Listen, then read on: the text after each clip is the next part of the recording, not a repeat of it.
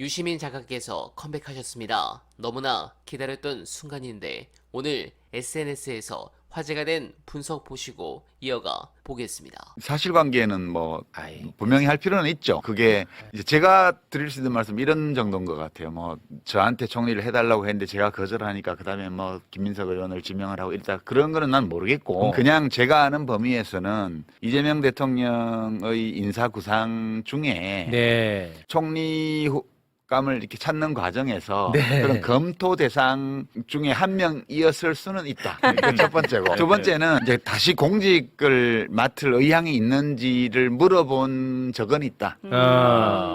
그럼 나는 뭐 어떤 공직도 할 생각이 없음을 분명히 했다. 단호하게. 네. 그 정도만 하죠. 공직을 한다고 해서 꼭 불행해지는 것도 아니고 공직을 안 한다고 해서 꼭 행복한 것도 아니에요. 이거 사람마다 달라요. 사람마다 다른 거죠. 예, 어떤 사람은 공직을 해야 행복한 사람이고 그건 맞습니다. 이재명 대통령 같은 분 예. 요새 얼마나 행복해 보여. 아유, 이럴 거면 좀 신났어. 진작시켜주지 맞아요. 그랬어. 난 이런 생각이 많이 들더라고. 그리고 이제 저 같은 스타일은 그런 공직 수행에서 그것이 이제 객관적으로 볼 때 보람 있고 훌륭한 일이라 하더라도 개인적인 만족을 얻는 스타일은 아니니까 정치 비평을 안 하겠다 이런 건 아니에요. 되도록 좀 네. 안 해야 되겠다는 마음을 먹었고. 왜 그래요? 그리고 이제 민들레 칼럼도 이제 그게 제가 하는 제일 중요한 정치 비평이었는데 네. 그 2주에 한 번씩 네. 이제 글이 안 써지는 거예요. 그래서 제가 이제 시민 언론 민들레에는 글이 안 써져서 못 쓰겠다고 얘기를 했어요. 아, 그래요? 네, 그 이제 여러 이유가 있는데 제가 사실은 2016년, 17년 그 박근혜 탄핵되고 나서 좀 되게 좋았어요. 그때 뭐 TV 예능 프로 같은 데 나가고 뭐 맞아. 사람들이 저 인간 저 몹쓸 인간인 줄 알았는데 알고 보니 괜찮네 뭐 이런 얘기 네. 듣다가 2019년도에 조국 사태 터지면서 이제 정치 비평 형식으로 참전을 한 거죠. 그 조국 사태에 참전을 하면서 이제 활발한 정치 비평을 그때부터 해서 약 7년 가까이 그걸 했어요. 네.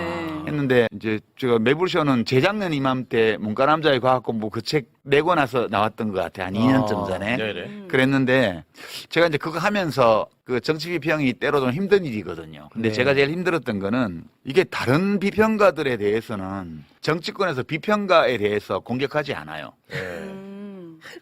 아니 뭐 아무렇게나 해도 뭐 이번에 뭐 무슨 뭐 국힘당이 뭐 170석을 한다 이런 얘기를 하는 사람 했다고 해서 국힘당에서 공격하거나 민주당에서 비판하거나 하지 않아요. 근데 이제 비평가들끼리는 할 수 있죠.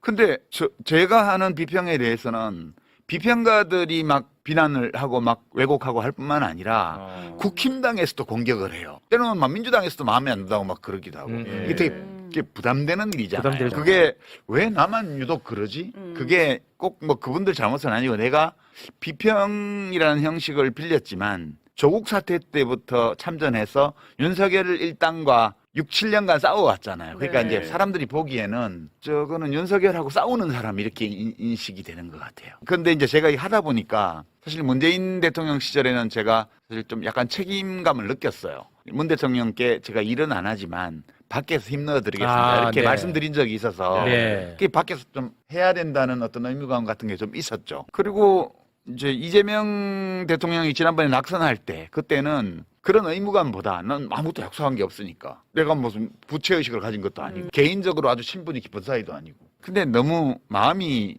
이제 안쓰럽고 정말 그렇게 사방에서 공격받으면서 모함받고 악마화 당하고 이런 걸 보면서 저렇게 어려운 환경에서 태어나서 자란 사람이 정말 민중의 성원을 받으면서 최고 권력자의 자리에 올라서 좋은 정치를 펼치는 거 이걸 되게 보고 싶다는 생각이 많았어요. 그래서 그걸 또 했거든요. 근데 지난번에 됐으면 좋았는데 떨어졌네. 그리고 윤석열이 이제 엉망으로 국가를 운영을 하고 막 횡포를 부리고 결국 계엄령까지 가니까 계속 싸웠단 말이에요. 그 과정에서 선거 비평도 하게 되고. 근데 때로는 내가 하는 비평이 민주당 쪽에 도움이 될 때도 있겠고 또 하다 보면 뭐 민주당 쪽에서 저건 안 했으면 좋았을 걸 이런 거를 할 수도 있죠. 네. 비평이라는 게 늘 그러니까. 네. 그러니까 이제 도움되는 거가 있을 때는 그냥 지나가고 좀 민주당 입장에서 볼 때 저거는 좀 다르게 했으면 좋았을 걸이라든가 이런 게 되면 공격을 하는 게 아니라 이제 뭐 우리하고 관계 없다고 한다든가 진짜요? 아니면 심지어는 그러지 말라라고 한다든가 이렇게 한단 말이에요. 네네네. 아니, 나는 비평하는 사람인데 민주당 당원도 아니고 정치하는 사람도 아니고 그냥